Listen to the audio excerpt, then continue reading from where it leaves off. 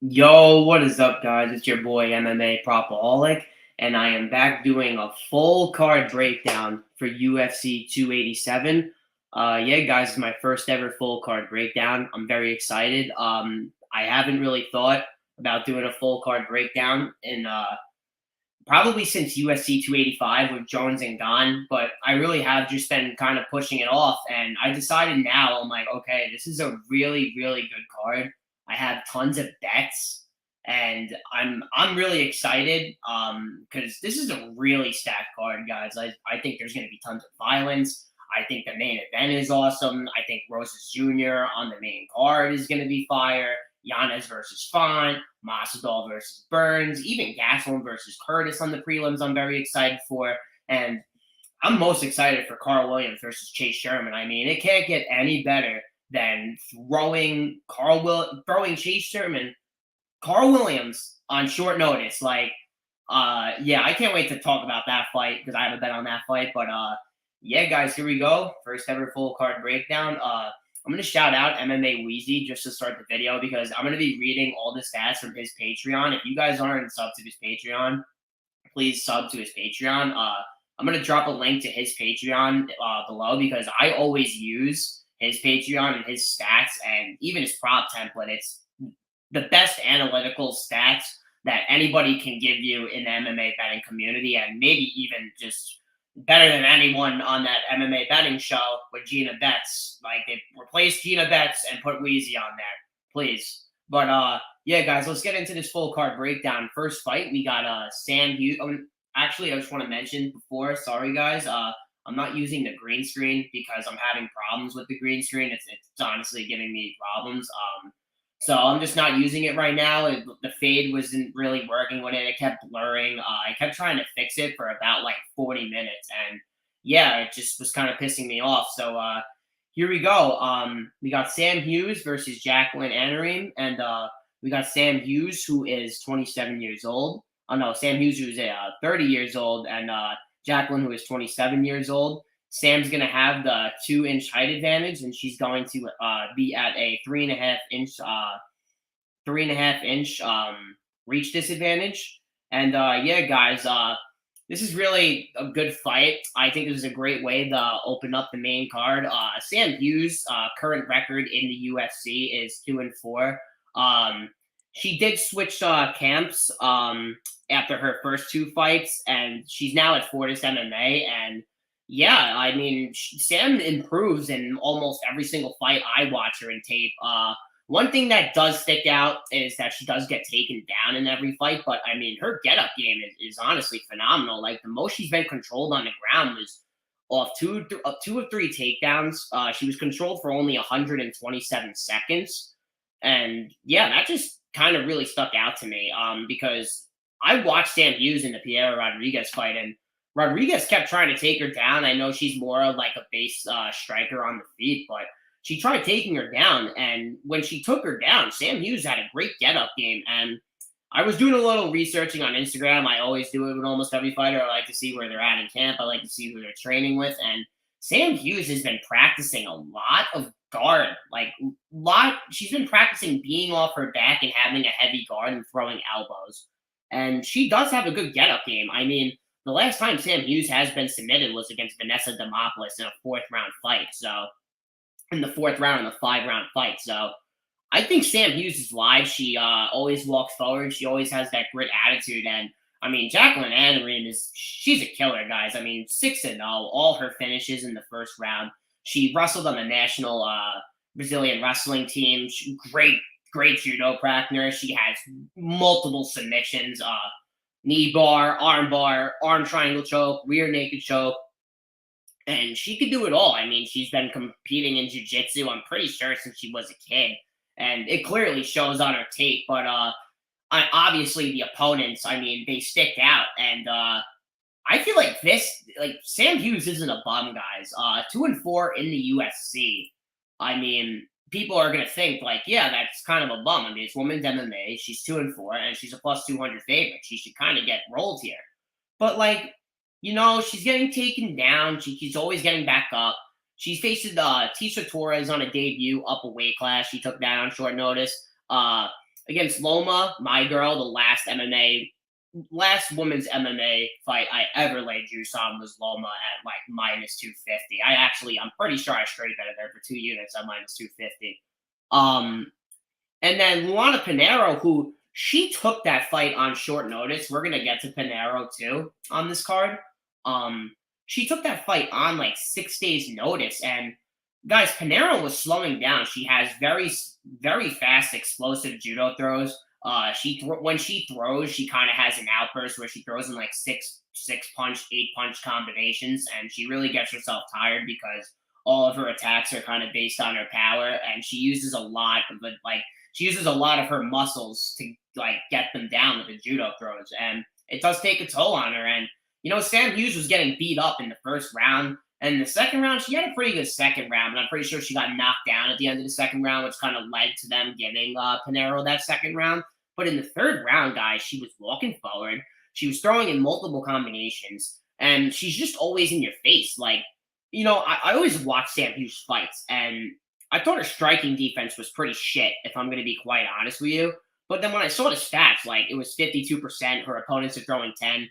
We haven't seen Jacqueline, like, tested at all on the feet. I mean, the one time she was tested on the feet, she got dropped in the first 15 seconds and almost got finished against Luvette Young, but Young has some serious power, and she looked ripped out of her mind. I think what Sam's really going to have to rely on here is her cardio, because clearly we have not seen Jacqueline tested, and this is really a test. Like, she's a minus 235 favorite, and I mean, if she wins this fight in the first round, she looks like a minus 600 favorite, getting her down and just submitting her. I think that's a lot of people think. She's going to get her down. She's going to submit Sam in the first round. Sam's jiu-jitsu is nowhere compared to Jacqueline's. I completely agree with all those takes, but this is women's MMA, guys. We have been seeing dogs. The dogs have been barking.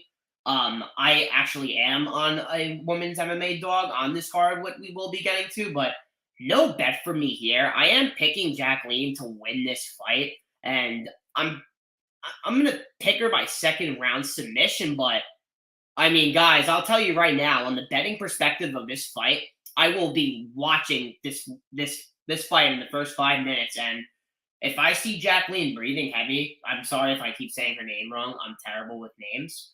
And she's going to her corner breathing heavy. We have not seen her tested in the second round. We haven't even seen her striking in a first round. And this kind of reminds me of Rosas Jr., who's fighting on the card later against Christian Rodriguez. Like, these primarily jiu-jitsu grapplers, everyone is going to lay juice on them because their jiu-jitsu is unmatched compared to the opponents. I completely agree, but guys, like, Sam Hughes is not a bum. She's a dog. She's going to walk forward. 6 fights in the UFC, and she arguably could have won that fight against Piera Rodriguez as well. So, yeah, guys, I'm going to be live betting Sam Hughes after the first round. And, guys, keep your eye out. I'm telling you now, because Sam Hughes gets better as the fight goes. She really likes to feel out her opponent, and if she could stop the takedowns in the first round and it's near to a pick'em, I'll be definitely betting it for a unit live. Even if she's at a dog price, I will be hitting it live. But yeah, guys, we're gonna go to the next fight here. I'm on Tapology. Let's see. I think it's Nurenbeku versus Steve Garcia. Yes, it is. Yes, and this was the first fight, guys, I actually taped, and I have a bet on this fight, and I'm extremely happy with my number. I beat a ton of live movement on it. I'm going to get into the tail of the tape first, and then we're going to talk about my bet. Let me just pull up on Tapology. Here we go. All right, we got Cylon Nurenbeku. He is 5'8" with a 69-inch reach. And we got Steve Garcia, who is 6 foot, and he's got a 75-inch reach, so he has a 6-inch reach advantage. Steve Garcia fights out of the southpaw stance, as Nurenbeku fights out of the orthodox stance. Nurenbeku trains at China Top Team, and Steve Garcia trains at Jackson Wink MMA. Nurenbeku has 43 professional fights, with Garcia having 18. Both have 4 UFC fights. And yeah, guys, it's Steve Garcia fight week. I couldn't be any more hyped. I love what Steve Garcia brings to the octagon. He always brings a fun fight, guys. I love watching Steve Garcia fight. Like, I went back. I watched his whole entire career, his whole entire UFC career. I watched. In the Luis Pena fight, like he got controlled a lot, guys. Like I understand. I think it was for like 13 and a half minutes, but let's Pena and his jiu-jitsu game, and Dern has absolutely no jiu-jitsu game. He has everything and just shot explosive takedowns in the double leg form. And Steve Garcia has great submission defense, guys. Like he has only been submitted once in his career, but like watching him off his back against Pena, he kind of stayed still. He was, he took that fight on short notice as well, and I'm pretty sure that was at 145. I'm pretty sure it was up a weight class. The Charlie Onivero fight, man. I mean, Charlie Onivero dropped him 3 times, but like, guys, like, is Nuremberg throwing a spinning axe kick? I mean, holy shit. Charlie Onivero spammed like 6 of them, and he gassed himself in that fight. It was crazy. Steve Garcia did a lot of wrestling in that fight, which I didn't honestly expect to see on the tape at all. But guys, the Meerschaert fight, I had a track bet. I actually had. Oh no, this was before I started track betting. I bet this fight to end by TKO, and I really thought it was going to be Garcia checking Meerschaert. And I mean, the way Steve Garcia fell, it was terrible. And, it really shows, like, Steve Garcia is willing to go out there and be a killer, be killed fighter, guys. He has heavy hands, guys, like, extreme heavy hands. Throws in multiple combinations. Doesn't really throw a lot of leg kicks. He really headhunts. He'll mix into the body once in a while, but he always likes to feint the body and then go up high with the right hand. He likes to give out the right hand, and then he likes to loop the overhand left. And his overhand left is really just like, I mean, Chase Hooper, Chase Hooper looked like a child out there, man. Watching that fight live, guys, I had a track bet on that fight too, and I took the fight to end by TKO. I remember like plus 215. I had 0.50 units on it to win like 1.15, I'm pretty sure. And this is back in October. I remember this is kind of when I first started like track betting MMA. I think I was like 2 months in, really like starting to like watch tape and everything. And I just remember, like, dude, like Chase Hooper, like he was a bowling pin out there, man. But Steve Garcia, man, his hands, he just unleashed fucking hell, man. Like this guy, I don't think a lot of people can stand with Steve Garcia at bantamweight.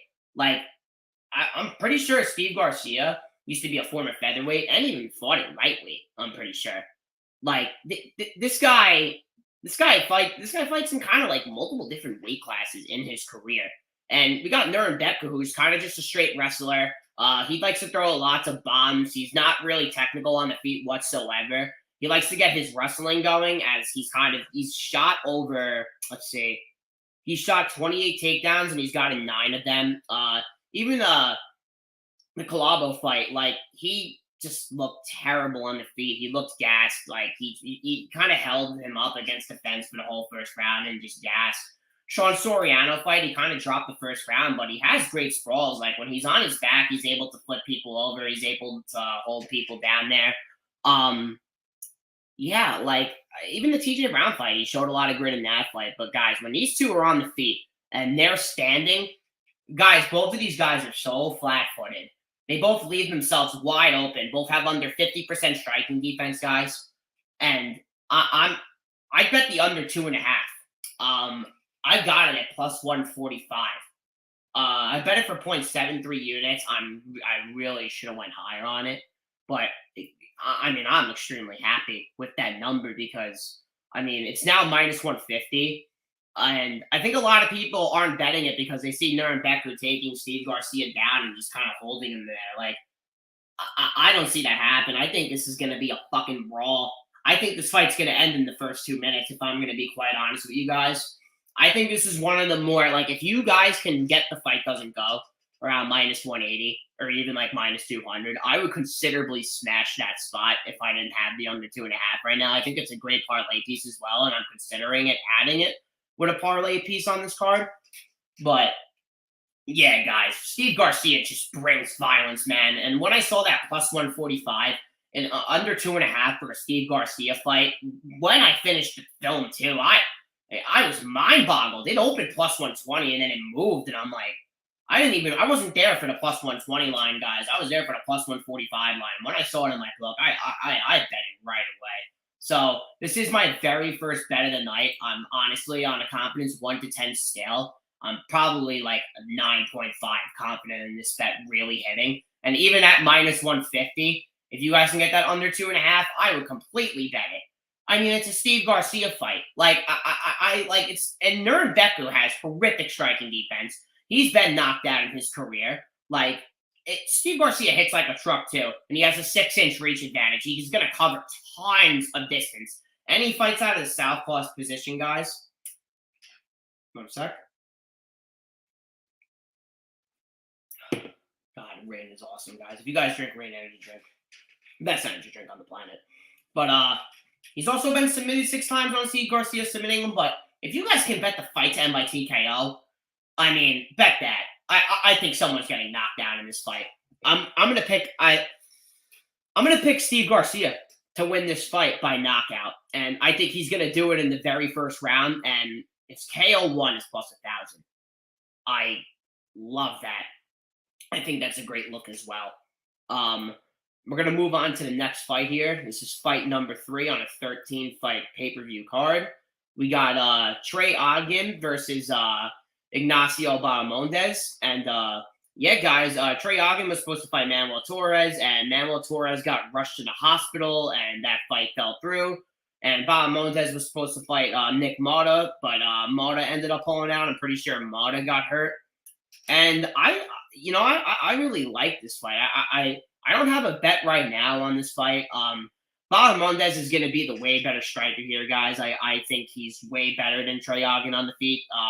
But what I really love about Trey Ogden, and he's a tape nerd. I'm a tape nerd as too, well, guys. Like I do tons of tape. Like, and with Trey Ogden, I had a bet. I had a bet on Daniel Zellhuber. I think I had like a total of 3 units on him that night. He ruined me, man. He ruined my night. I would have went up, I'm pretty sure, like 2 units on that night.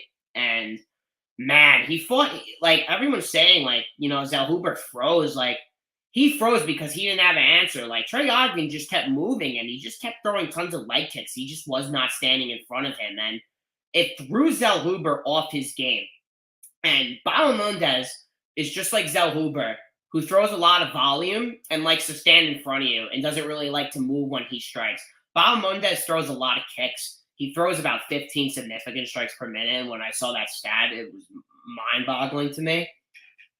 And Bahamondes is a very nasty front choke game. I've seen Trey Ogden submitted 3 times in his career, twice by Thomas Gifford in round 1 by guillotine, and then Nick Brown by rear naked choke in the LFA. Ogden's a black belt as well. He's never been knocked out. He's never had a knockout in his career, and I don't think he ever will. And Bahamondes, like, man, against Ron, his last fight was insane, man. Like, that front choke was just disgusting. The wheel kick against Roosevelt Roberts, the Medeski split. Like, Bahamondes, man, at minus 350, it's just, I can't get there. There's just no way. Like, I even saw minus 280. I'm like, dude, this guy fights way too close, man. And Bahamondes fights just like Zellhuber. And Trey Ogden had an answer for that. And Trey Ogden's been training for a high volume striker already that likes to move. And I'm pretty sure, like, Trey Ogden, tape nerd and all, he's definitely readying himself. I mean, he was in a full camp for the UFC San Antonio card. So he's getting more time just to get better. And, this is at catch weight for him. So he's kind of already been on this weight cut already going into this fight. And Bahamondes, he's tall, he's lanky for the division. So I think he kind of has to cut a good amount of weight. So I feel like the weight cut is going to be worse for Bahamondes here. But Trey Ogden at plus 285, guys, I've been thinking about pulling it. I have really been thinking about pulling the trigger. And I heard an interview. Trey Ogden says, this guy is not going to stop my wrestling. I am going to wrestle him for 15 minutes. I am not going to stop moving. That's what he said in his interview. And, if Trey Ogden can do that and wrestle him, maintain his distance on the feet, try to keep moving in and out in strikes, trying to cage push Bahamondes, it would not shock me if Trey Ogden won this fight by decision. It's plus 700. And I wonder what Trey Ogden by split decision is. That is, I think, one of the more fat, long shot distance props that I might be betting this week, guys, because it just doesn't make sense. This fight smells split decision all over it. All over it. I think this fight goes to decision. Both are just, Bahamondes doesn't hit hard as well. He's just high volume. Trey Ogden's never been knocked out. I don't think Trey Ogden's getting knocked out. I think it's hard to finish this guy. And I think he's coming in as the healthier fighter. I think this catch weight helps him. There is a prop on DraftKings right now that I have access to, and it's sticking out. Fight to end by submission/decision, alternate double method victory, minus 175. It's like Trey Ogden's never been knocked out. Bahamondes has a nasty front show game. And Trey Ogden came out in the interview and said he's going to wrestle. He says he's going to continually try to wrestle this guy and hold him down. And could I see Bahamondes maybe knocking out Ogden if he's gassed and he death gasses himself wrestling? Maybe. Bahamondes round 3 is plus 1,300. I think if he gets a finish, that's a great way to bet him. 2 of his finishes in the UFC are in round 3. So I don't understand why the bookies are pricing that at plus 1,200 as well. But guys, I think this fight smells decision all over it. The over, my best bet on this fight is probably the over 2.5 at minus 105. And fight starts round 3. My bad, guys. Fight starts round 3 is, I'm pretty sure, minus 145. I don't hate that look as well. I think I'm going to be betting this fight to end by submission/decision. 5 combined losses inside the distance come by submission for these guys. And it's going to be a heavy grappling/wrestling matchup. And Trey Ogden stayed it out and already came out with it. So, guys, I think I'm going to pull the trigger on this. I really like it. And it just doesn't make sense because they got the fight done by KO decision at minus 500. And Ogden's just never been knocked out. And Trey Ogden he's not knocking out anything. I don't think he ever grounds and pounds anyone either. And he damn well is not knocking out Bahamondes. But, guys, I'm going to pick Trey Ogden to win this fight by split decision. It's a heavy take, but if I can get plus 2,000, plus 3,000, I possibly could be track betting it for $5. I hit one 2 weeks ago, and thank you, Connor Burks, for shouting me out on the MMA Hour as well. I completely appreciate that, guys. We hit the Splathagen. God, I can't even talk right now. Corey Sandhagen by split decision at plus 850, guys. That was, I broke it down pretty well on Prop Talk, guys. I said the judges were going to screw it up, and that was the main reason why I bet it. And the judges have been pure shit lately, man. And this fight smells split decision all over it, man. If you guys can bet fight to end by split decision, bet that. That's my favorite bet on this fight. And that over 2.5. But now we are going to move on as we are on fight number 4. We got Cynthia Calvillo versus Lupi Godinez. And no bet for me here as of right now. I think Calvillo's done. I don't know why she kind of hasn't really walked out the door yet. The Andrea Lee fight was just terrible. Watching her just kind of quit to strikes against Andrea Lee. I understand Andrea Lee is a really good striker. She throws good volume. She's very good with her movement, but it was just really concerning to me, especially when the fight before she got knocked out by Jessica Andrade in the very first round. I understand it's Andrade, but it's like, the Nina Nunes fight, it was concerning. Nina Nunes looked faster than her. And she didn't even try to take Nina Nunes down until I think it was the late of the second round. And the crowd was booing and everything. I was this UFC Long Island? Oh, no, San Diego. See, I forgot. I thought it was in UFC Long Island. But I think that was Lemos versus Waterson, which I'll be getting to later. But I do like Godinez in this spot. There's just no shot in hell I lay chalk on her after against Angela Hill. But Angela Hill, I think, is probably maybe peaking right now. I mean, I'm pretty sure she's in the top 10. Godinez is a heavy wrestler, guys. She throws bombs on the feet. She throws nukes, man. There's a prop sticking out that I might get to. Godinez by KO at plus 800. It wouldn't even shock me if she got the full mount too and kind of just like ground and pounded her out of there. Kind of reminded me of Tabitha Ricci versus Jessica Pena from like 3 weeks ago.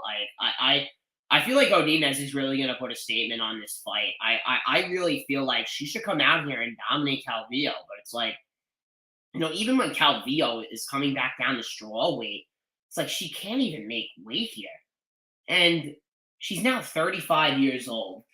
And she's coming on a 4-fight losing skid. So it's showing a lot of desperate game coming back down in weight. So it's like, I don't know, man.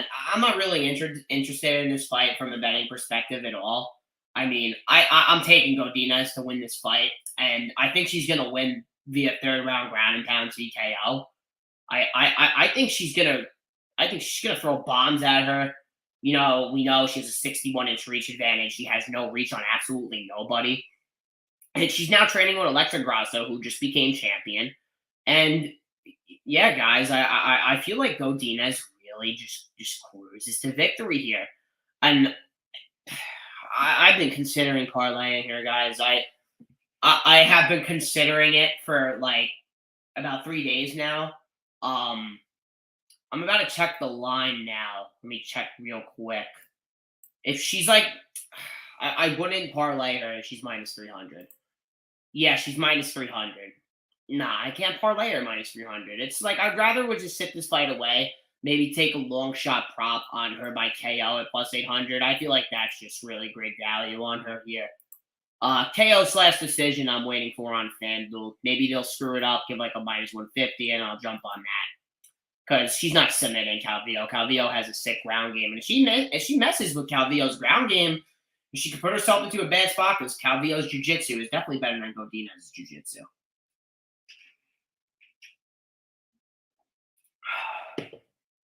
But now let's move on. We got, here we go, man. Carl Williams versus Chase Sherman. Yes. Been waiting. Chase Sherman, the Vanilla Gorilla, is 4-10 in the UFC. And we got Carl Williams stepping in on short notice. About a week now, I had a bet on the under 2.5 at minus 135. I really wanted to pull the trigger on it. I pulled it. It was one of my more favorite bets of the card. I was so hyped. I'm like, yes, because Chris Barnett I didn't think he's durable enough. And Chase Sherman hits very hard. Chase Sherman's Chase Sherman, guys. But that fight got canceled. And here comes Carl Williams stepping on short notice. Here I am on my phone for a day or so waiting for the line to come out. I'm like, all right, I'm going to get Carl Williams at minus 250. I'm going to parlay him up. The bookies open him up minus 500. I'm like, here we go. Here we go, man. Sloppy heavyweight line. And yeah, man, Carl Williams, we know he came out on short notice and beat a Penn State wrestler up in the heavyweight division and Jimmy Lawson, and he destroyed him. And he looked great against Brzezinski, but, in the third round, his hands were on his knees. He was death, and he was breathing up against the fence, man. Chase Sherman has been to multiple round threes. This is now Carl Williams' second fight in the UFC. Guys, he opened plus 150 against Brzezinski. He is minus 500 in this fight. It just does not make any sense whatsoever to me. And it's like, yeah, Chase Sherman's a bum, but what does Chase Sherman have?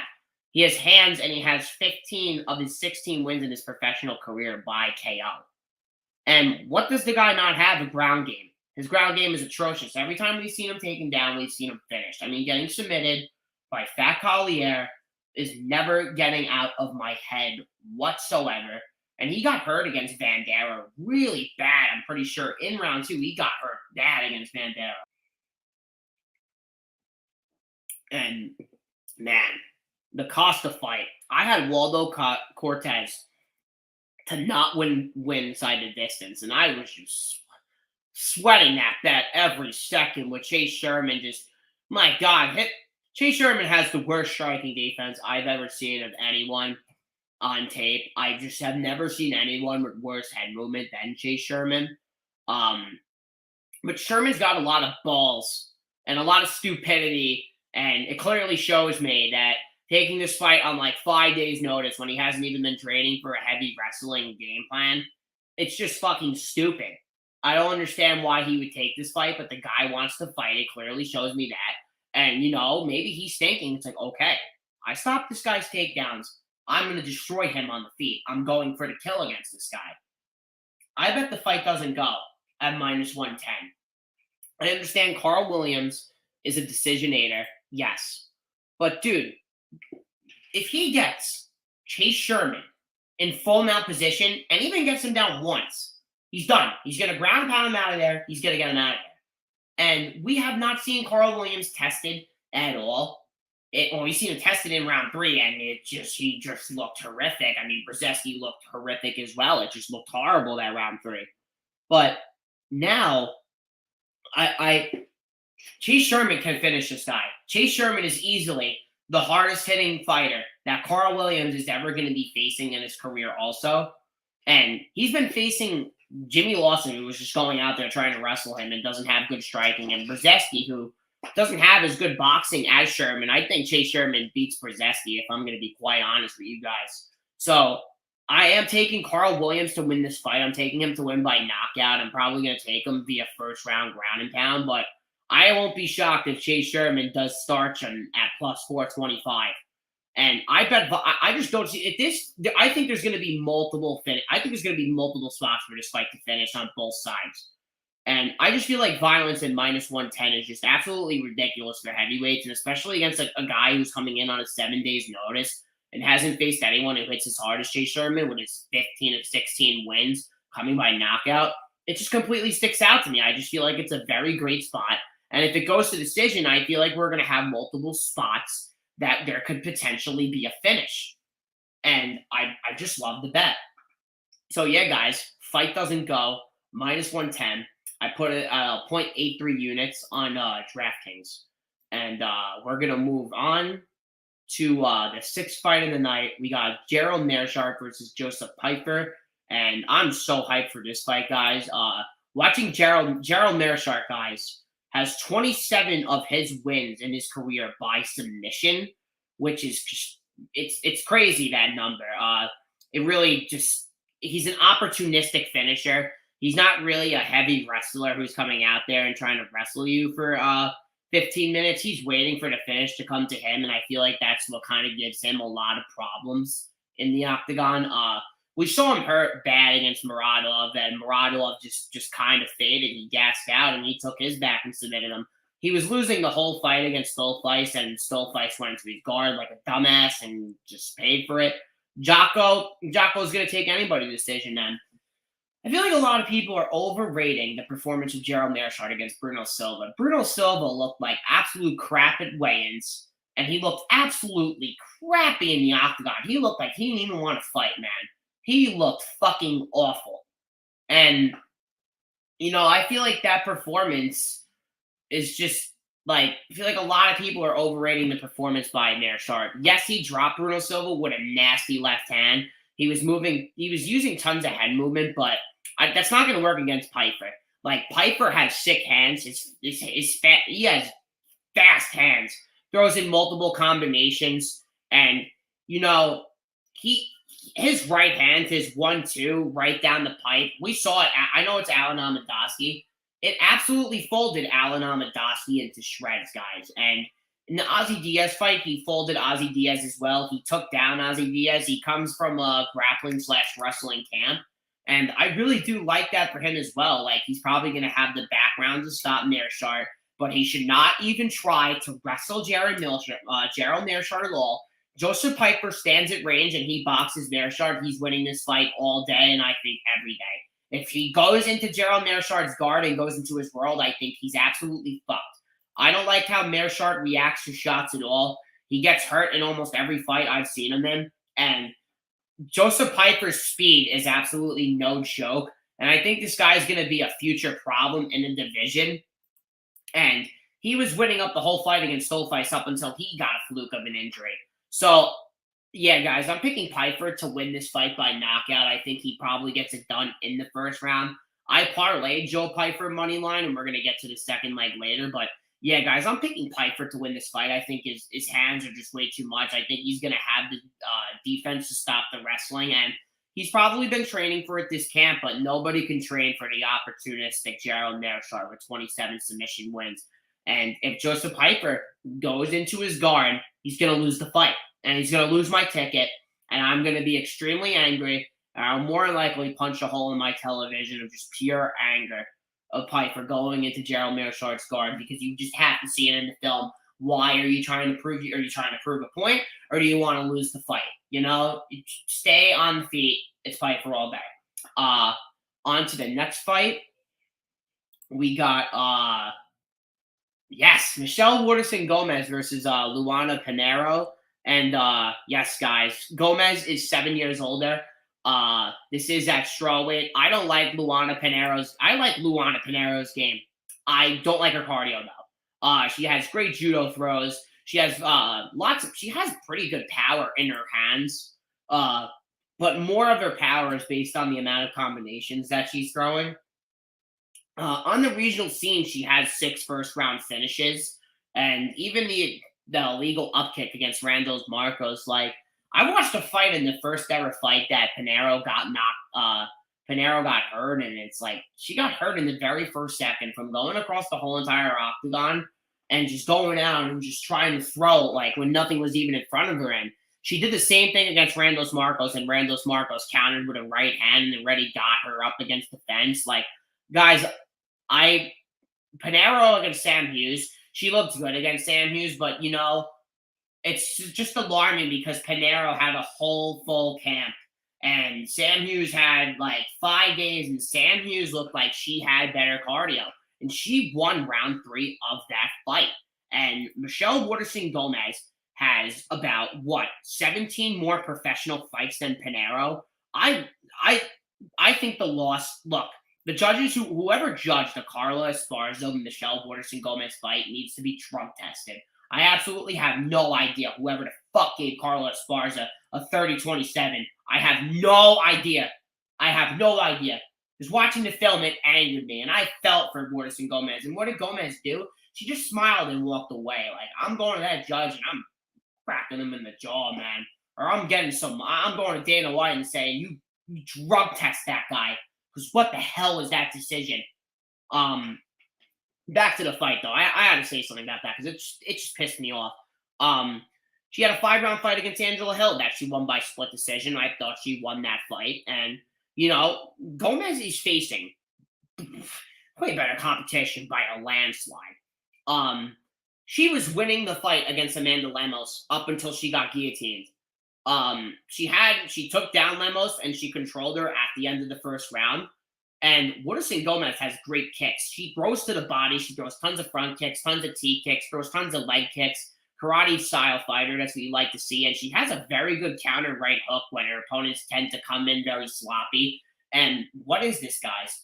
This is Luana Pinheiro, who has she doesn't really have fundamental striking. Everything is just in 5 or 6 punch combinations, walking forward, trying to get in judo throw position so she can get the fight to the ground.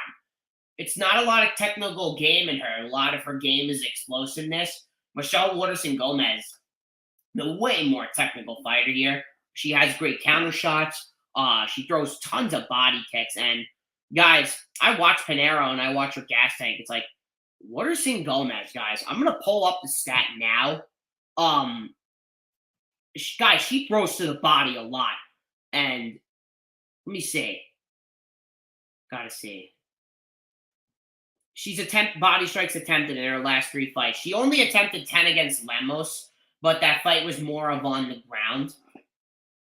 She did attempt 22 leg kicks in that fight, which I like too, because you have to stop the movement of Pinheiro. If you stop the movement of Pinheiro, she's nothing at distance. She's not going to win a 15-minute striking fight at distance against Gomez. It's just not going to happen at all. I'm confident in Gomez. Gomez attempted 59 body shots in one fight and then 38. Like, if she works the body of Pinheiro, she's gonna slow her down a lot. Pinheiro, no one's working the body. I watched Pinheiro's film. I have not seen anyone try to work the body at all against her. And I feel like that's benefited her a lot. And now that she's in the UFC, and now she's fighting at a high level, and like Gomez is ranked 23rd, and like, Pinheiro's in the top 15, which is how the fuck is she in the top 15? She's fought in a year, and it was against Sam Hughes before her going to Fortis. It's crazy. I don't know how she's ranked in the top 15. I bet Michelle Waterson Gomez. I bet her money line at plus 146 earlier in the week. I bet her at plus 146, guys. And yeah, I mean, I love the spot. I really love my spot on it. And I don't understand how she's the dog. You know, it just really shocks me. I think tons of people are really sleeping on her. She hasn't seen the fight style of Gomez in her career at all. Gomez has faced away better competition, loves to move on the outside. She throws variety amount of body kicks. She has great judo defense. She's very good at getting the underhooks in the clinch and just forcing the break and throwing an elbow out the clinch. Like, yeah, give me Waterson Gomez by decision. I'm not going to talk about this fight any longer. There's probably not a lot of people that are excited about this fight, and I do not blame them. I do not know why my camera is getting so blurry. I do not know how to fix that. I'm sorry, guys. Yeah, I don't know why it's doing that. But I'm going to go on to the next fight. Let's see.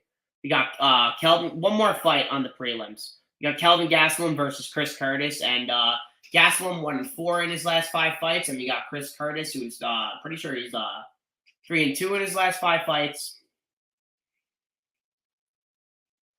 4-1. 4-1 in his last 5 fights. I really love this fight, guys. Gastelum's coming back to face Chris Curtis off the 1.5-year layoff. The action man, winning as an underdog in almost every fight in the UFC. He's now an underdog again. I bet Chris Curtis, his finish only prop. I absolutely love this spot. He's only been finished once in his career. I do not think Kelvin Gastelum finishes Chris Curtis. Gastelum likes to fight on the outside. He's going to have to do it here and stay out of boxing range, as Curtis does have a 4-inch reach advantage, and most of his wins come in boxing range when he's landing a huge counter shot. And we've seen Kelvin's chin been getting checked. We've seen him drop in his last 2 fights. He's only getting listed dropped as once against Gerald. I thought he got dropped twice in that fight, but they only listed it as once. I absolutely love Chris Curtis in this spot. I think Curtis can finish him. But both of these guys are so goddamn durable, man. Like I can't bet Chris Curtis to win by decision just because that he's kind of a little bit low volume when he's at range.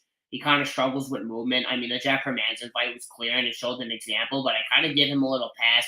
He flew to England. I took that fight. I think it was on like a week or 2 weeks notice, so he couldn't really train for the movement of Hermanson. So he's had a full camp to train for Gastelum, and you know he's now with Strickland and the guys. He's even training with Buckley now. You know, I don't know, man. Chris Curtis has been pissed off, man. He got demoted off the main card, and he's just been extremely pissed. I feel like he has a statement to really put here, and I think he can really get the job done. I think Chris Curtis can really win this fight by knockout. I think the finish only is the best way to bet this fight and the over 2.5. Man. And the last fight that Kelvin Gastelum won was back against Ian Hindsight, guys, in 2021, and he used his wrestling. He's not taking down Chris Curtis. Take out that win. Take out that win. His last win, besides that, is against Ronaldo Souza in 2018 by split. So, yeah, I just would not bet Kelvin Gastelum in this spot. I love Chris Curtis, finish only. I think it's a great way to bet him. You know, you don't have to sweat a decision. And, yeah, man, I'm picking Chris Curtis to win this fight by knockout in round 2. Gonna move on. I'm sorry, guys, about my camera. I'm trying to finish the video quick because it's just I don't know why it's now blurring. I'm trying to move it, fix it. I'm sorry, guys. It's annoying. Um, Maybe I just don't need the camera next time. Maybe I'll just do a podcast without my face. I don't really think my face might even be needed. But now we're here. The first main card breakdown. Here we go on a full breakdown video. We got Raul Rosas Jr. versus Christian Rodriguez. And yeah, guys, Raul Rosas Jr., 18 years old, showed me on a Dana White Contender Series against Mondo Gutierrez. Great fight. Gutierrez has really good BJJ, high BJJ black belt, so he really couldn't submit Gutierrez. Went out there against Jay Perrin, submitted Jay Perrin very easy. Rosas does have a knockout on his record, but it's against a guy who's 0-2. He's a judo practitioner as well. Completed multiple jiu-jitsu tournaments as a kid. He's still a kid now. I mean, even when he was like 5 and 6. But Christian Rodriguez going up against JSP on short notice at featherweight was a very great fight for him, I think. And JSP could arguably be in the top 15. I think he's in the top 10 if he beats Bryce Mitchell. But I was thinking about betting Christian Rodriguez here, and then I saw he got taken down by Joshua Weems. That really pissed me off because I wanted to bet Rodriguez. And I really looked back at the Pierce fight, and I was really thinking of the styles compared to Pierce and Rosas, and it's like Pierce is more of a position over submission and was showing multiple sprawls in that fight to get position instead of going for the submission. And he had multiple chokes on Rodriguez, but Gutierrez, God, Rodriguez had Pierce in two bad spots with his front chokes, and you heard Jonathan Pierce like gargling. And I mean, JSP is JSP. He's not going to tap out, but it wouldn't shock me if he wrapped up the neck of Rosas and he submitted Rosas. And we have not seen Rosas tested on the feet either. This is going to be his very first time tested on the feet, basically, against Rodriguez. Rodriguez throws very high volume, and he just is always in your face. And I don't think this is a very easy fight for Rosas at all. And Rosas is saying now he wants to go down the flyweight. It's like, dude, you're fighting a guy. Why would you say that now when you're fighting a guy who fought JS fucking P on short notice on like 4 days up a weight class, and now you want to say you're going down the flyweight? Yeah, I don't like that at all. But he's a kid, guys. He's 18 years old. It's crazy. Rosas Jiu-Jitsu is slick, man. I mean, he had this guy. He had his whole leg. Oh, there we go. The camera came back. He had his whole leg. And he was trying to like bend the calf. He had it like his knee to his head and was trying to like bend it. It was one of the more crazier submission attempts I've ever seen. But yeah, man, I love violence here. I think Rosas can honestly submit Rodriguez in the very first round. It would not shock me at all. But minus 145, do I really want to get there? I don't know. I mean, I might bet the fight doesn't start round 3 at plus money. I kind of rather have the plus money because I do think if it gets to a third round that it does go to decision. But yeah, I mean, Rodriguez by KO, guys, is plus 950. It's really tempting. I really want to bet it so badly. Because Rodriguez has hands, man, and he hits hard. He hits hard. And I just feel like there's so much finishing upright in this fight. But do I want to get there at minus 145 right now? No, not really. Am I going to get there? Maybe for a unit. But I don't know, man. Rodriguez shows a lot of toughness, man. Rodriguez is tough, man. I know a lot of people are betting the overs based on that JSP fight. Just know if you're betting the over that JSP and Raul Rosas Jr. have completely two different levels on BJJ. And Rosas implicates his BJJ more into sprawls and his grappling more than Jonathan Pierce does. So I am going to take Raul Rosas to win this fight by submission maybe in round 2. But it wouldn't shock me if Rodriguez pulled this one off. He is a pretty big dog, but I can't get there on him. You're getting taken down by Joshua Weems, guy with blue hair, ponytail, and he sucks. He missed weight too. I wasn't even impressed with Weems on his film either. I'm not a fan of Joshua Weems, but thank God he's not on this card. I'll have to break him down. But now we can move on. Hyped for this fight: Kevin Holland versus Santiago Ponzinibio, and yeah, guys. I mean, Kevin Holland versus Wonderboy, one of the more better fights of 2022. He got rolled against Shamaev. We know what happened. The whole weight situation plays. We think the UFC knew. I think the UFC might have knew something the whole time. Please. That was a bunch of BS, that whole pay-per-view. But yeah, man, Kevin Holland's right hand, pistol like right down the middle. He showed it against Alex Oliveira. He even got hurt against Alex Oliveira. Arguably could have lost the first round of that fight. Was hurting Tim Means in almost every exchange. And we know Tim Means has a lot of durability. And even now has a good amount of durability. And it just really shocked me that he hurt Tim Means on like the first striking exchange. Ponzinibio didn't really. I had a bet on him against Morono, and even when he won, I was pissed with it. I was completely pissed that I was so confident. It was more of me fading Alex Morono on short notice and just fighting like guys like Mickey Gall. And it was just like, dude, this is just a completely different like fighter now. Like I thought Ponzinibio was gonna knock him out round one on short notice, even at 180. I'm like, now he even has more power and he just has more movement. And it just shocked me because Alex Morono he knocked him down twice and he was more technical. I think Ponzinibio is really starting to slow down. Got knocked out against Leach his last 5 fights. Baszler was an absolute war. The Jeff Neal fight, that was a pretty good fight.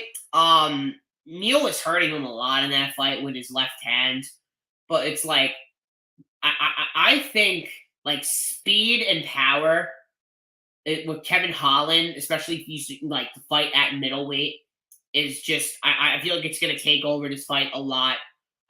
Especially a 7-inch reach advantage against what Ponzinibio is struggling against. I just don't like this spot for Ponzinibio at all, man. I bet violence. I bet the fight doesn't go at minus 120 for a unit, and I'm really confident with it, man, because Kevin Holland always brings violence. I know people are probably not going to like it because they rate Ponzinibio's durability pretty high. Ponzinibio might try to wrestle Kevin Holland too, and if he does that, he's gonna get himself choked out. And man, Kevin Holland's speed and his power, it's absolutely no joke. He hurt Wonderboy bad in the first round, and even hurt him in round 2, and he was fighting with a broken hand for about 2 rounds, man. But Kevin Holland has 50% striking defense. Ponzinibio hits like a truck. He has a huge, heavy right hand. He throws it overhand, right, all the time, trying to knock you out with one punch power. He's not trying to outland you.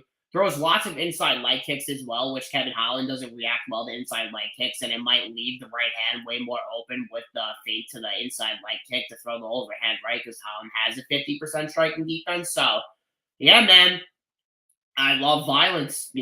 Violence really adds up to me in this fight. I'm on a lot of violence on this card, and yeah, confident with it. I'm gonna pick Kevin Holland to win this fight by knockout. And the round, maybe, man, he could get it done in the first round.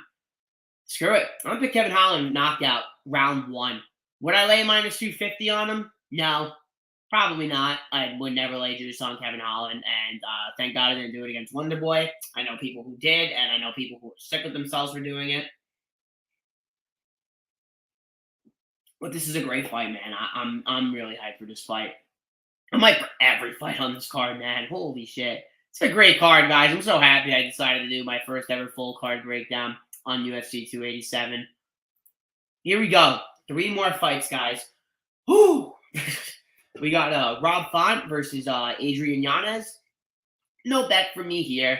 Rob Font facing the way better competition.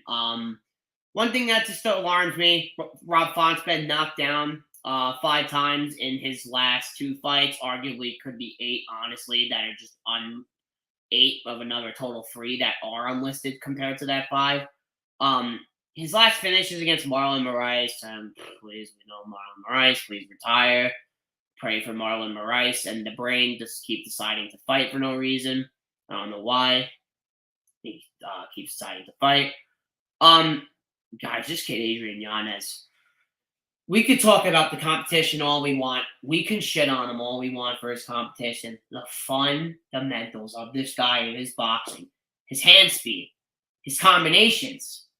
It's sick, man. Like, he is so fast with his hands. I think he could be one of the best boxers in the UFC. Um, he impresses me, man. He really does, and he's 6-0. And he impressed me in the Davy Grant fight as well, man. Davy Grant is one durable fighter, and he throws tons of looping shots. Everything of Davy Grant is he's so damn tough. He's always walking forward. He's always giving you different looks, and he tries to take you down as well. And Rob Font could try to take down Adrian Yanez in this fight, but what scares me about Font is I don't know if this is true. I've been thinking about it all week. Rob Font's main sparring partner is Calvin Kattar. Calvin Kattar's hurt. I went on his Instagram and I'm pretty sure he is not training. So I don't know who Rob Font has been sparring with.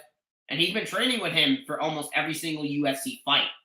And this is a year layoff. Like, Font always takes about a year layoff to come back and fight. And it it's just a little alarming to me. Like, he's had what? 2 fights in the last 2 years, and Yanez is 3. So it's like Yanez is improving a lot too. I think Rob Font is improving. Rob Font is now 36, so it's like he's starting to get up there in age. Like, that's a little bit old for bantamweight, and he got hurt he's been getting hurt at the every end of the round, which is it's crazy because it happened in his last 2 fights, and he almost got hurt against Cody Garbrandt at the end of I'm pretty sure it was like round 2. And yeah, he went out there and he tried to take down Cody Garbrandt. I'm pretty sure he took down Cody Garbrandt in that fight, which is pretty well. But yeah, man, we haven't seen Yanez's takedown defense really tested. Only like 6 takedowns shot on him in the UFC. So yeah, man, this is a great fight. I have no bet here. I don't think I'm gonna get to a bet on this fight. I was considering the over 2.5, and I'm just like, it would not shock me if Adrian Yanez knocked out Rob Font at all. This is the hardest fight for me to cap on the whole entire card, if I'm gonna be quite honest with you guys. Like, I'm picking Yanez to win. I don't even know if he wins by knockout, man. I don't think Yanez by decision, but Font has great fundamentals, man. Font's so well on his feet. Has such an all-around great MMA game, man. I love watching Rob Font fight, and this is just another great fight on such a stacked card. But yeah, guys, I'm picking Yanez by decision. No bet for me here, so I'm gonna move on to the co-main event. And Jorge Masvidal versus Gilbert Burns, man. I was just wondering, like, why this fight's only happening because it's in Miami, man. Like, I think this is just terrible for Jorge, man. I understand his last 3 losses. 2 are against Usman, and then 1 against Covington. Burns just had the fight of his life against Chimaev. Just absolutely ran through Neil Magny. I see tons of people are betting violence. I'm on the complete opposite of violence in this fight. I had the fight to start round 2 parlayed at like -330 with Joe Piper money line. And if you guys are following me on Twitter at MMA_Propaholic, this is pick number 2 for me and Pegasus. Picked by Pegasus. So shout out to Pick by Pegasus as well. Yeah, we collabed on this pick and we just completely agree with it, man. I think this fight goes over. Masvidal has elite submission defense. I don't think he gets knocked out on the feet. He's never been knocked out in round 1. I don't think he ever gets knocked out in round 1. And the only time that Burns has been finishing in round 1 was when he was on a death weight cut against Dan Hooker. And yeah, man, I just think Burns has way more momentum than Masvidal right now, but Jorge Masvidal is absolutely no joke on the UFC. Like, his boxing has gotten him to the big stage, and yeah, and obviously his knee against Ben Askren has gotten him to the big stage as well. Even his win against Nate Diaz, it's like, dude, Nate Diaz looked like dog crap. Nate Diaz looked terrible, man. He didn't even look like he wanted to be there in that fight. I was so stunned rewatching that fight on tape. I was just like, wow, man. Like, they gotta, like, it was just bad watching Nate Diaz, man. And it, Gilbert Burns is not Nate Diaz. Gilbert Burns has serious power, great wrestling as well, great control, but Masvidal can stay at range, and he could counter strike his way to a decision, which I think happens. I do not think that Masvidal is knocking out Gilbert Burns. If he does knock out Gilbert Burns, I think it could be in the late rounds. I don't think it's going to be in round one. Jorge, both are very smart guys. This is why I picked Fight Stars round two. Both are veterans. They're both extremely smart. They're not going to put themselves into a situation to get themselves finished very quickly. And even Chimaev couldn't finish Burns in round one, and Chimaev has way more power than Masvidal. And the pace that Covington pushed on Masvidal as well, it just shows me that Masvidal's cardio is very well, and he's been fighting 5-round fights in his last 3 fights, and this is a 3-round fight. So I like the over. Fight goes is plus 110. It's gonna be a sweat, but I don't hate that. I don't think Burns submits Masvidal, man. Masvidal has great submission defense. It's really hard to submit him unless he's gonna try to pull an armbar or something. But yeah, man, I'm picking this fight to go to decision. I'm picking Burns to win by decision, but I think Jorge Masvidal's best path to victory is keeping this on the feet, obviously, and using his counter striking, leading him to more of his heavy pressure movement, so he can throw more leg kicks and he can keep Burns on the back foot. That's what he's going to try to do early. It's going to be who is going to win. I think whoever wins the first couple striking exchanges could possibly be who wins the fight here. But here we go, guys. Main event, man. Poatan versus Adesanya. Whew, man. Guys, the last fight, man. Alex Pereira, one of the most terrifying human beings, honestly, on this planet. The roaring scream, the arrow. I'm in love with it. I'm all for the guy. I've been all for the guy since he came into the UFC. My dumbass bet against him, against Sean Strickland. I'm like, yeah, Strickland's gonna take him down, What does Sean Strickland do? He stood right in front of him and he just, left hook, man. I went back, guys. I'm a tape nerd, I told you guys. I went back and watched every single kickboxing fight. Every single kickboxing fight, guys. Smoked a lot of weed and sat there for about 3 to 4 hours and watched every single kickboxing fight of Alex Pereira. Guys, this guy's movement, his lateral movement, his power, you can't stand in front of this guy. There's not a lot of people in this division, or I think a lot of people in this planet, that could stand in front of that guy.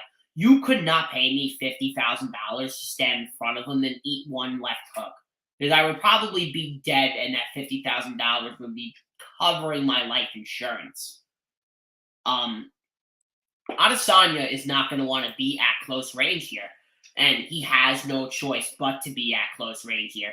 If Adesanya stands at range, he's going to have Poatan leading into him more, and he's going to have to use a lot of head movement, and this is when Pereira throws a lot of wideness to his shot. He throws a lot of hooks, throws a lot of front kicks to the body, and even in the 5-round fight, in the last fight, Pereira outlanded him in almost every part, even in the leg kicks. But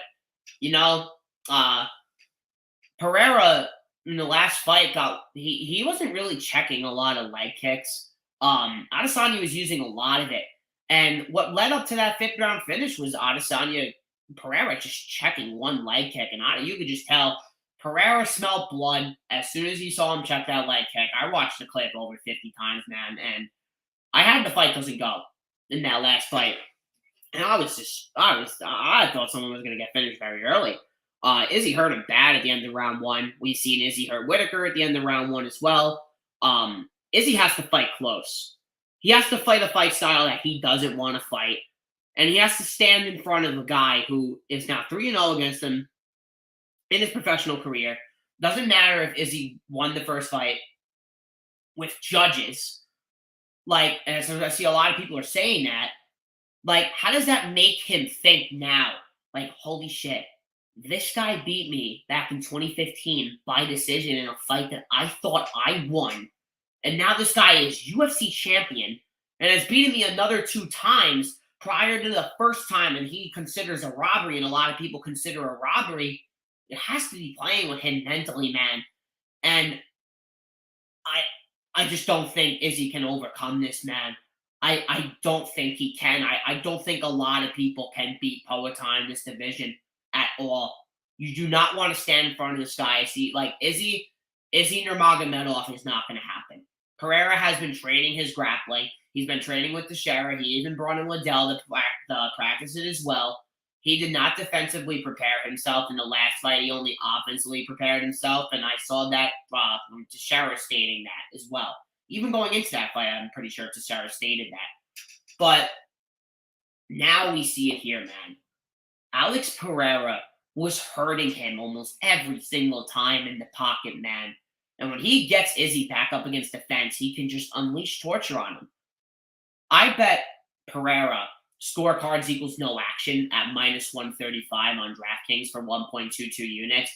And I might be adding another unit on it. I don't see how Adesanya finishes this guy. I don't see how anyone finishes a guy in the tribes of Brazil. And dude, this guy's been finished back in 2012, and I think maybe in 2015 as well, if I can recall. And I think it was even might have I don't remember. I don't remember. I think he's only been knocked out once, and it was back in 2012. I don't think Izzy can knock him out, man. Izzy's gonna have to just skirt the outside and win this fight by decision, and he's going to have no choice to put himself into the boxing exchanges of where Pereira is most feared and where most of his highlight film is. And that's where Pereira wants you. And he damn well knows this is an MMA fight, and he has no choice to close the distance. And when he does, it's Pereira's world all day. He showed it in a round 5 that the power carried over after Izzy wrestled him in the 3rd round, and in the 4th round tried to wrestle him as well. He's never dealt with wrestling like that, and grappling pressure, and didn't even train for it. And he still knocked him out in round 5. I don't know how Adesanya wins this fight. I got Pereira all day, and I think he's going to knock him out. I think he's going to end this man. I think Pereira is going to knock him out in the 1st round. In the first 2 rounds, I think he gets him out of there, and I think he does it dominantly, man. I really do. I think he's in Izzy's head. I think he has way more power. I think he's the better boxer. He has the credentials. He has over like 30 glory kickboxing fights, and same promotion. Came to the UFC. He's taken everything from Adesanya. Everything, man. And I just don't see this going well for Adesanya at all, man. I think this is Pereira all day. I think he's going to knock him out. But, guys, that's it. Just broke down the whole entire card for UFC 287. Let me know what you guys think. I'm definitely going to do another full card breakdown for UFC Kansas City next week. Actually getting into the film, I'm pretty sure I'm going to start it tomorrow. I still got some stuff I got to finalize for this card. I really like this card from a betting perspective, on a prop perspective. I don't like this card on a money line perspective at all. And next week looks like more of money line opportunities. Not really this week for me. Just one money line bet for me this week with, let me count right now. With 1, 2, 3, 4, 5, 6. I have 5 prop bets and 1 parlay as well. Probably going to add 2 more prop bets, maybe a little sprinkle. I'm going to add the Trey Ogden by a split decision that I gave out earlier. Yeah, guys. I'm so excited for this card, man. UFC 287, I'm getting absolutely plastered. I'm breaking down this card again tomorrow with Mushroom. With MMA Mushroom. If you guys aren't checking out Mushroom, biggest supporter probably in the MMA community, always supporting everyone the guy's energy is completely unmatched to a lot of people. He's always in joy. He's never mad at anyone, never mad at anything. Eats incredible lunches as well. Actually going with him to UFC 288 as well. I can't wait to meet him in person. Should be a great time. We're gonna get fucked up. We're gonna watch some violence, and we're gonna be hitting some violence tickets, and we're gonna be hitting a lot of tickets this weekend, guys. I am so confident in my spots. I'm so confident in my reads, and yeah, guys, I'm here and I'm here to stay. I'm not going away. I'm going to be doing full card breakdowns now for every single card. This is officially full card breakdown number 1. Thank you everyone for tuning in. And let me know. Leave a comment. You guys want to talk in the comments? Talk to me in the comments about these fights, and we could talk about the fights, and we can even talk about next week as well. I got a link to my Discord as well that I'm going to be dropping as well in the description, and I'm going to be dropping a link for my Twitter as well with my Bet MMA Tips account, so you guys can see all my bets when I instantly bet them. I put them right on my Bet MMA Tips after posting them on Twitter. And yeah, guys, so we could beat all this early line movement. I beat a lot of line movement this week. I'm very happy with the line movement that I beat in. And yeah, guys, thank you everyone for tuning in. Appreciate every single last one of you. Make sure you guys are following me at MMA underscore Propaholic on Twitter. And peace out, guys. Let's cash out some violence. Let's have a hell of a night. And make sure you guys tune in tomorrow, 9 o'clock p.m. Eastern Time, Mushroom MMA Philly and Propaholic. Peace out, guys.